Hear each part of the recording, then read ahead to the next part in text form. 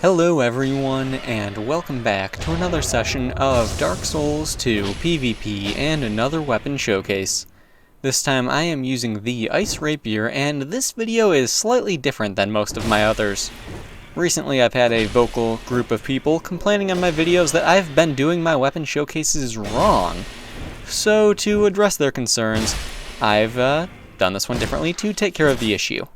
The main complaint was that I was not fully optimizing my weapons for the showcases to show them at their best possible way they could be, taking advantage of the infusion types, the Ring of Blades, Flynn's Ring, and everything else. So, here we go with the Ice Rapier. Hope you guys enjoy this one, let me know how you feel about it. Now, getting started. The Ice Rapier requires 13 strength and 15 dexterity in order to wield. It has an E scaling in strength, a C scaling in dexterity, and a B scaling in whatever you infuse it with, because let's be honest, you're not going to use this thing uninfused. No one ever does, you're not going to, because you want to be as optimal and as overpowered as you possibly can. So there's that. You have a physical base damage of 191, a 145 in whatever you infuse it with, that's your base. And for me, my attack rating with this thing is 492 with Ring of Blades and Flynn's Ring, and it breaks 500, it goes up to 520, I believe, when I wear the Sorcery Clutch Ring, so there's that. I don't always wear the Sorcery Clutch Ring though, that varies depending on the fight.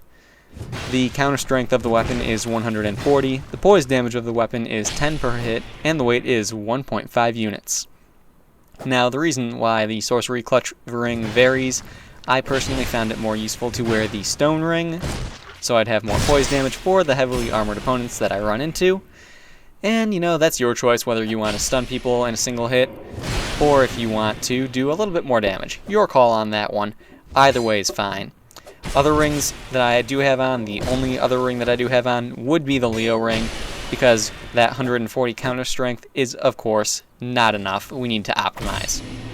So, when you're using this weapon, be sure to wear both the Ring of Blades and Flynn's Ring, either the Stone Ring or the Sorcery Clutch, and the Leo Ring.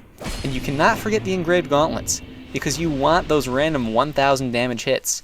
And if you're especially lucky, you can, in fact, hit over 2000 damage with an R2 attack.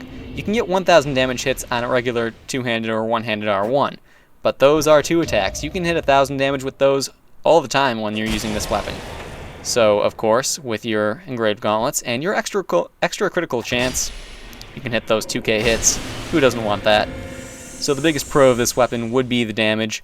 Other pros would be the stamina drain, your combo ability. That R1 combo is strong, and it's a very light weapon.